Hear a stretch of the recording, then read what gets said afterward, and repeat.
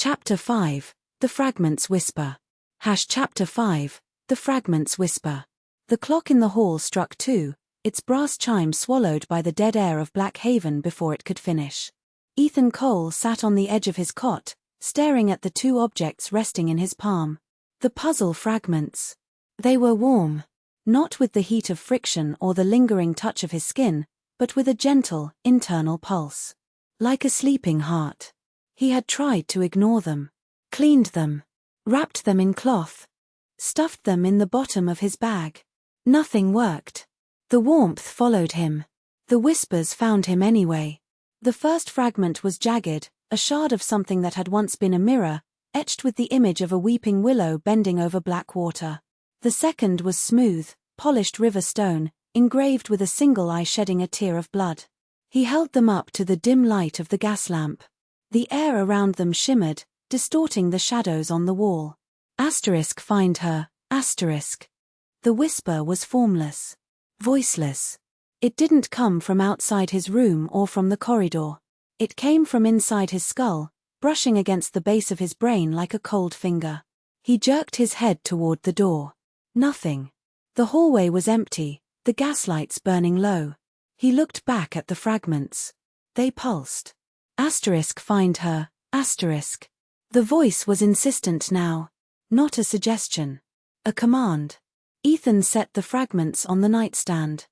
He lay back on the cot, staring at the cracked ceiling, forcing his breathing to slow. He had survived 2 trials. He had made it back. He needed rest.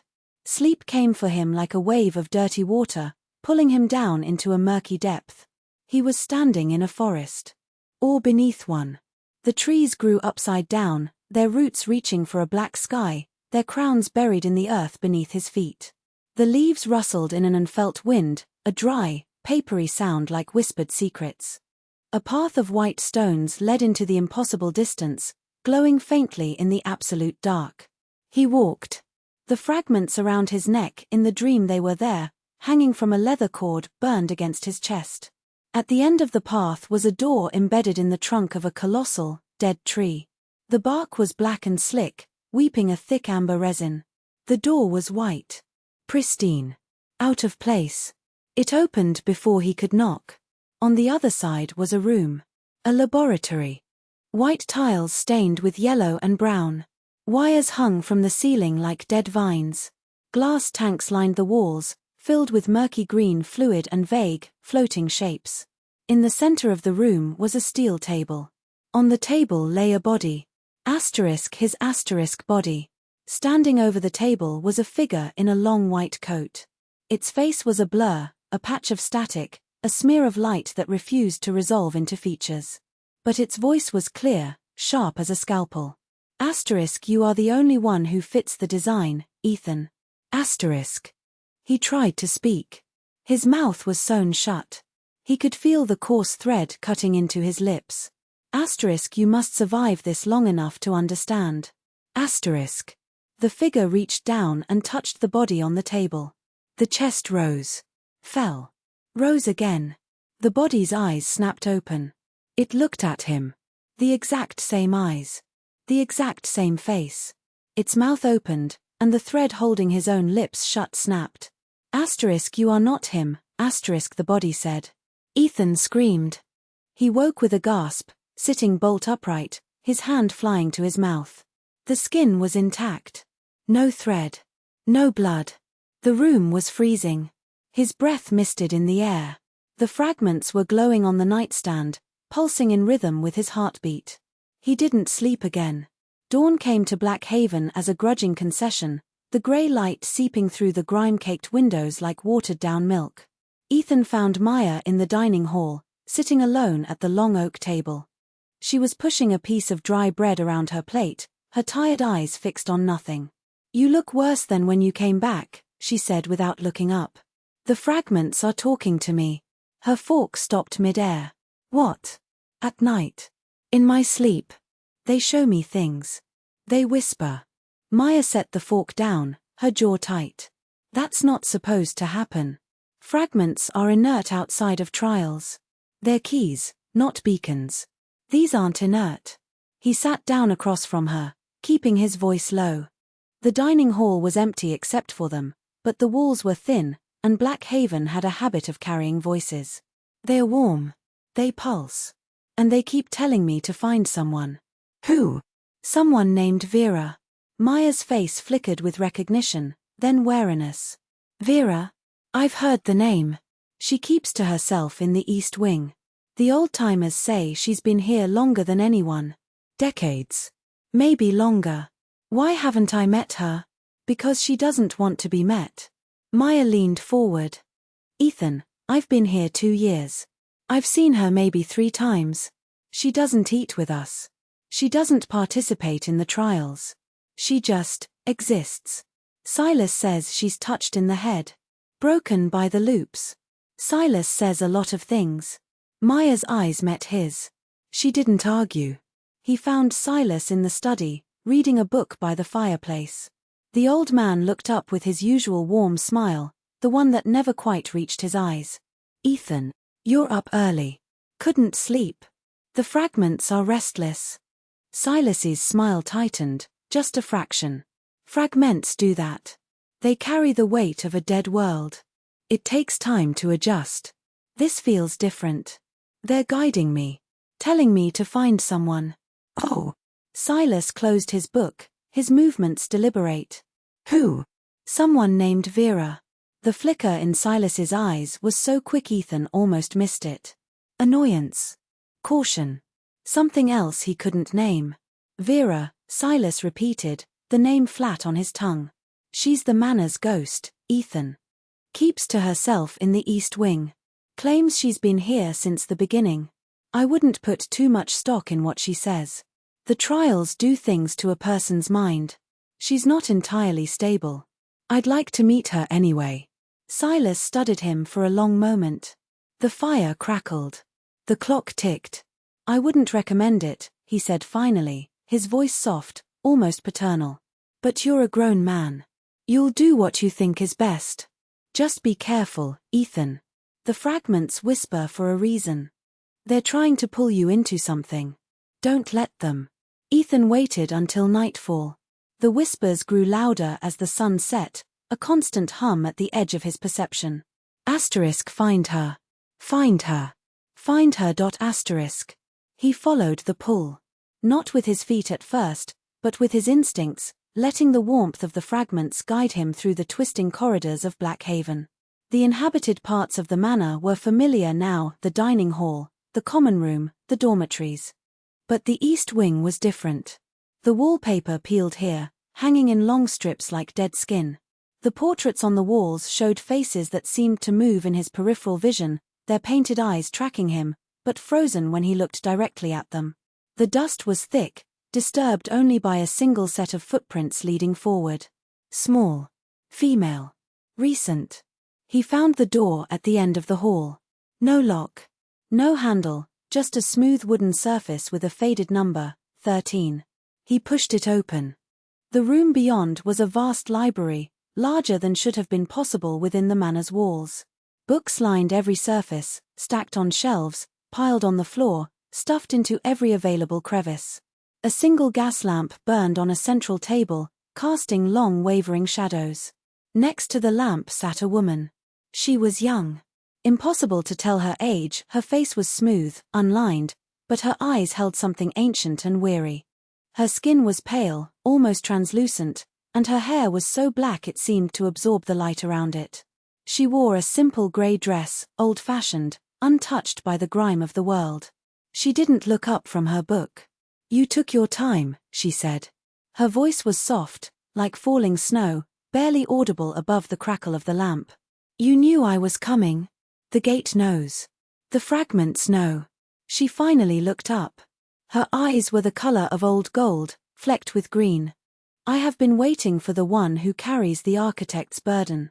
Ethan felt the temperature drop. The architect. Silas mentioned him. A madman who built the blood gates. Vera's lips curved into a sad smile. Silas is a child playing with matches in a powder keg. The architect was a man who burned the world to save a seed. She closed her book and gestured to the chair across from her. "Sit, Ethan." It is time you knew the truth of this place. And your place in it. The truth came out in fragments, pieces of a puzzle she had been assembling for decades. The grey is not a natural disaster, Vera said. It is a wound. A feedback loop from an experiment gone catastrophically wrong. Dr. Aldrich Vane, the architect, was a brilliant scientist. He discovered that the fabric of reality was eroding. A corruption seeping in from the edges of existence. He called it the grey. He tried to stop it. He tried to purify it. Vera's fingers traced the spine of her book. He discovered the world tree. Not a literal tree, but a conceptual one. The source of all physical and spiritual reality. He believed its power could cleanse the corruption. What happened? He failed. Her voice dropped. The tree was corrupted. The grey consumed it. The world shattered into pieces, memories, echoes, fragments of what had been. Black Haven is the splinter that did not break. It is a seed, planted in the ruins of the old world. And the bloodgates. The roots the seed sent out to gather strength. The trials are designed to test candidates. To find a mind capable of surviving the collection of the fragments. To find someone who can carry the seed to the final gate and reset the world. Ethan sat back, his mind reeling. Reset the world. You mean, bring it back. Bring it back. Erase the grey. Restore what was lost. That's what Silas wants. Silas wants to control the final gate for himself.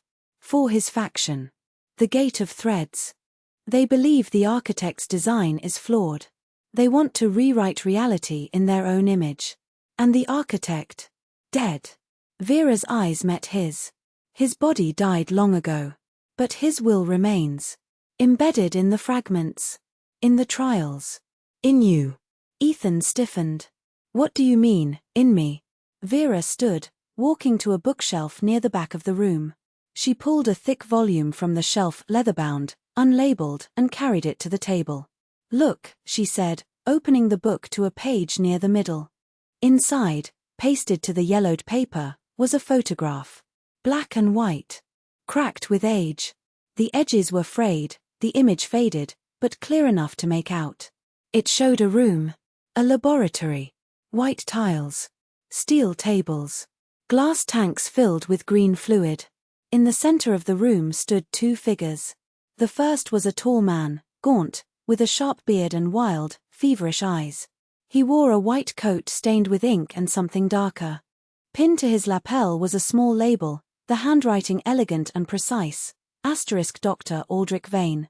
The architect. The second figure was a young man. Thin. Heavy bags under his eyes. A faint, hesitant smile. He was wearing a lab coat too. He looked exhausted, but alive. It was Ethan's face. The exact same face. The same gaunt cheeks. The same intense eyes. The same line of the jaw, the same way he held his shoulders. Ethan's hand trembled as he touched the photograph. The paper was brittle, old. Real. This isn't me, he whispered. No, Vera said softly. It is not. Then who is it? The original Ethan Cole. The architect's assistant. The man whose memories you carry.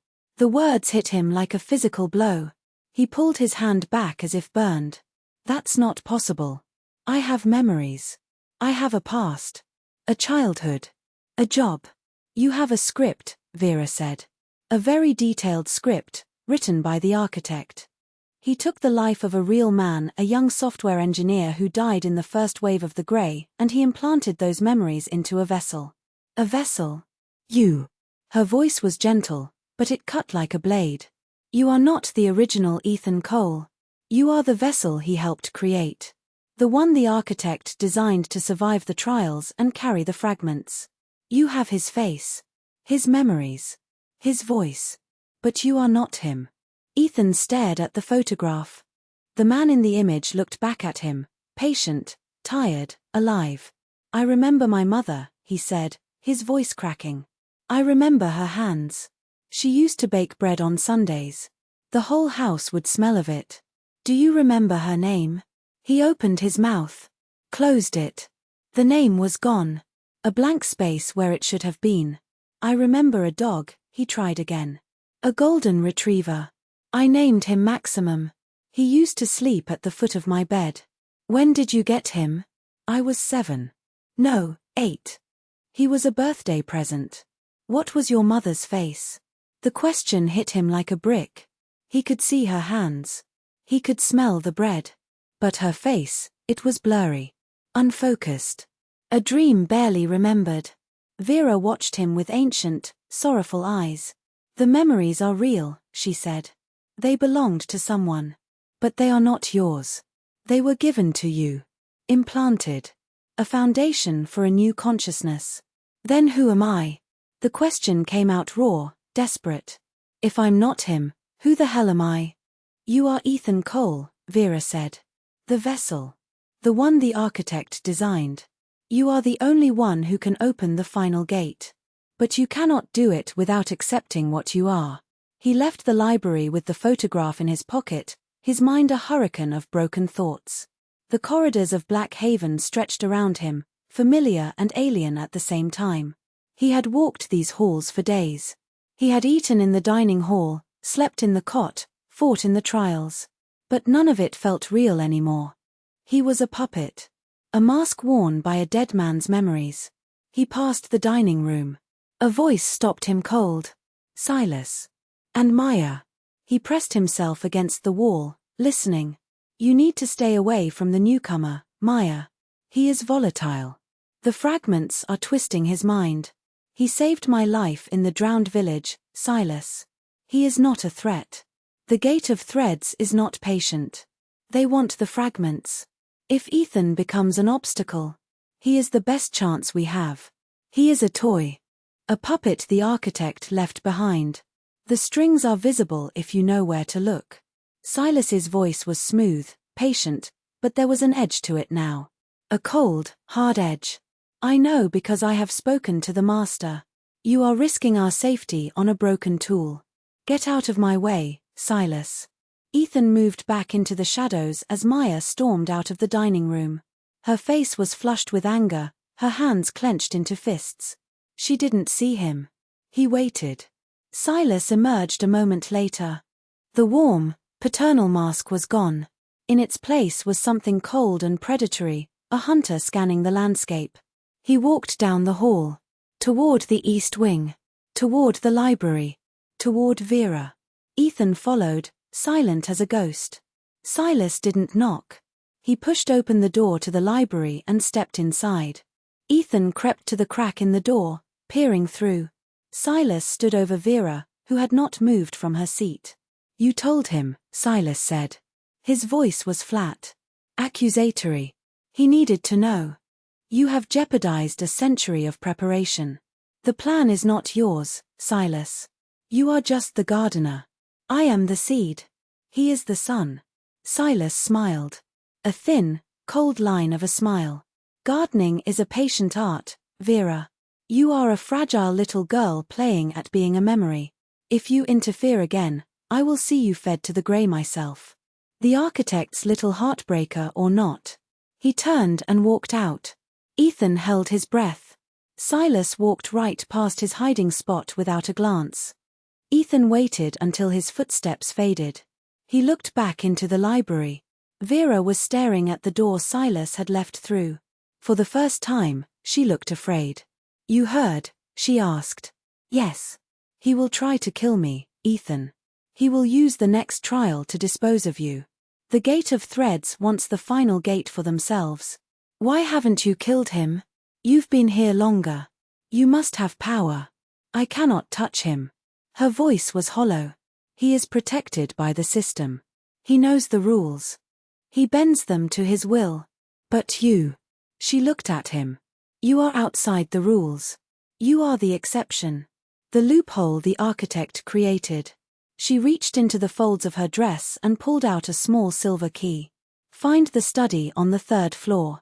The one with the broken clock. There is a desk. In the bottom drawer is a file. It holds the truth about the next trial. And it holds a weapon he cannot defend against. Ethan took the key. It was cold, heavy, old. Why are you helping me? Vera's eyes met his. Because I have waited 100 years for someone to ask the right questions. And because I believe you are more than the architect's design. You are a man, Ethan. You have a choice. That is something he never gave himself. The study on the 3rd floor was exactly as she described it. The clock was frozen at 3:33, its pendulum still, its hands rusted in place. The room was pristine, untouched by the decay that plagued the rest of the east wing. A desk sat in the center, polished wood, a single chair behind it. Ethan unlocked the bottom drawer with the silver key. Inside was a manila folder, thick with papers. He pulled it out and opened it on the desk. The first page was a summary of the next trial. The campus of rules. A university twisted by the gray. Rules about knocking. About mirrors. About doors.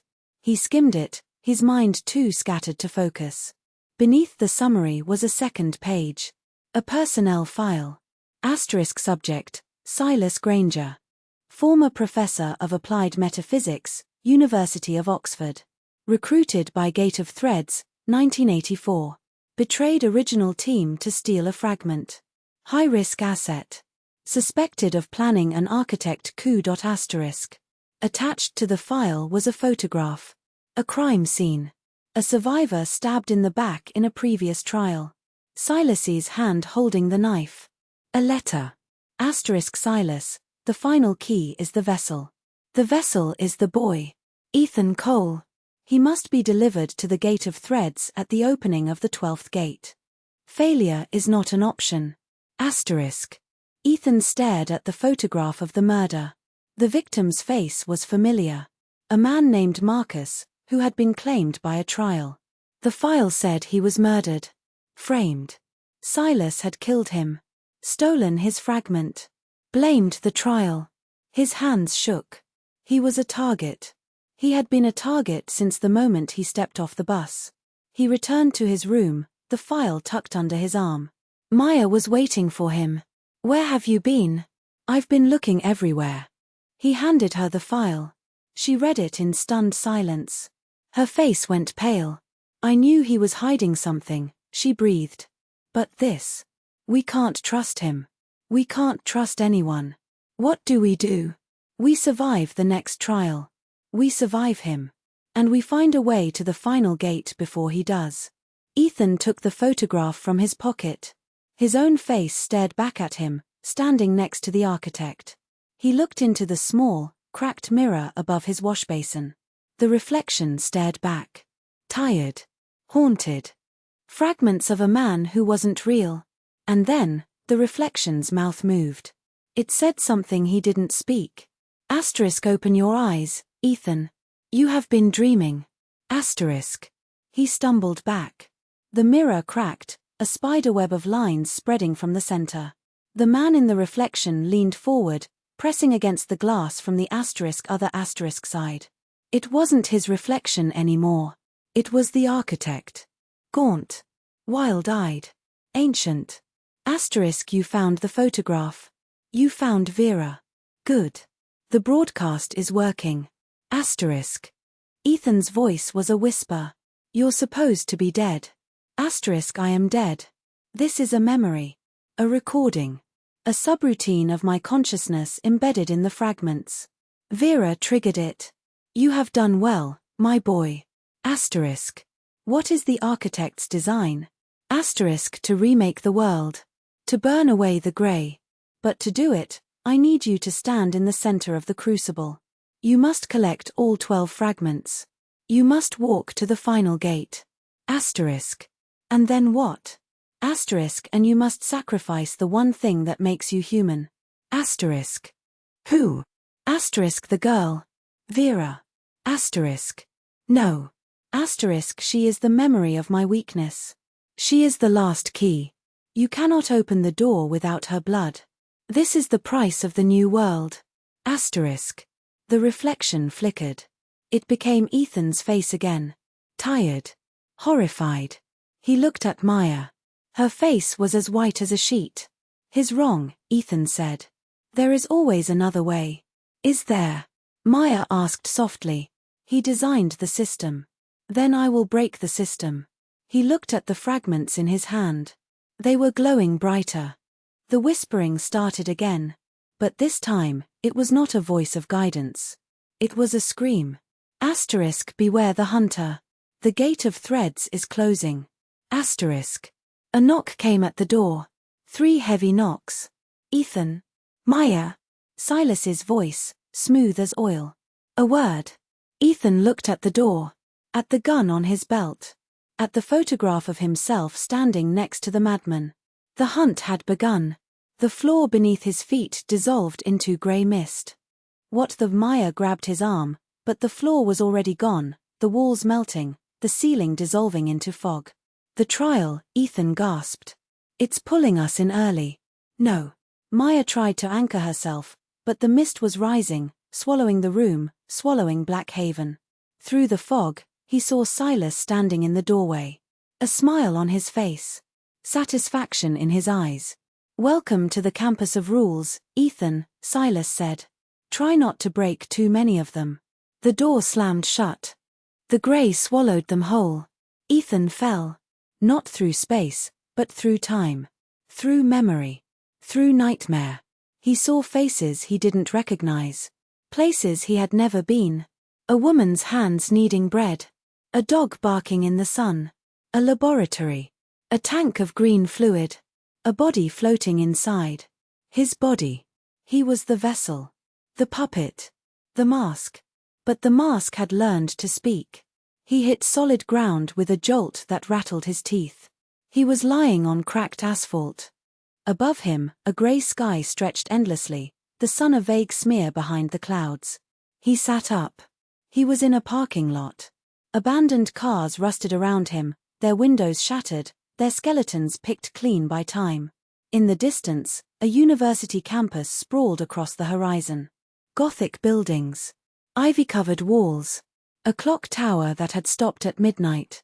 A sign stood at the edge of the parking lot, the words painted in peeling black letters. Welcome to Blackwood University Follow the rules. They are your only hope. Beneath the words, a list of rules. Rule 1, do not answer a knock after midnight. Rule 2, all mirrors must be covered by sunset. Rule 3, if you see someone who looks like you, run. Rule 4, the library closes at dusk. Do not stay after dark. Rule 5, never trust a door that has no handle. The list continued, but Ethan stopped reading. He felt the fragments burning in his pocket. The whispers were louder now, a chorus of voices overlapping, fighting for his attention. Find the truth. Find the professor. Find the room where it happened. Beware the one who wears your face. Maya landed next to him with a gasp, scrambling to her feet. What the hell just happened? Silas. He triggered the trial early. He's trying to get us killed. Or get us separated. Maya's eyes scanned the campus. This is a group trial. We're supposed to have a briefing. Rules. Time to prepare. Silas doesn't want us to prepare. A sound echoed across the parking lot. Footsteps.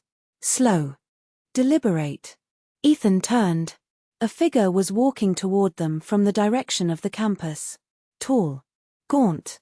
Wearing a white coat stained with ink and blood. It was the architect. No. It was wearing the architect's face. But the eyes were wrong. Hungry. Predatory. It stopped 20 feet away and smiled. Welcome, Ethan, it said, and the voice was Silas's voice. I've been looking forward to this trial. Silas? Silas is busy in Black Haven. I'm just a mask he's wearing. The figure tapped its temple. The Gate of Threads has many talents. One of them is projection. I can walk the trials without risking my own skin. Where is the real Silas? Close. Watching. Enjoying the show. The figure spread its arms. This campus holds the third fragment, Ethan. A professor driven mad by betrayal. A building full of trapped souls. A rulebook designed to kill you slowly. I'm not playing your game. You don't have a choice. The figure's smile widened. The trial has already begun. The rules are already in effect. And the first one is simple. It pointed past Ethan, toward the main building. Find the library. Find the professor's office. Find the truth about who you really are. I already know who I am. Do you? The figure tilted its head. You think the photograph was the whole truth? There's more, Ethan. Much more. The architect didn't just build a vessel. He built a * replacement star. A sun. A successor. You're lying. Am I? The figure turned and walked away, its footsteps echoing in the empty parking lot. The clock is ticking, Ethan. You have until midnight to find the office. After that. It stopped and looked back over its shoulder. After that, the rules change. It vanished into the fog. Ethan stood in the empty parking lot, the fragments burning against his chest, the photograph heavy in his pocket. The clock tower struck the half hour. He had 12 hours. And Silas was already inside his head.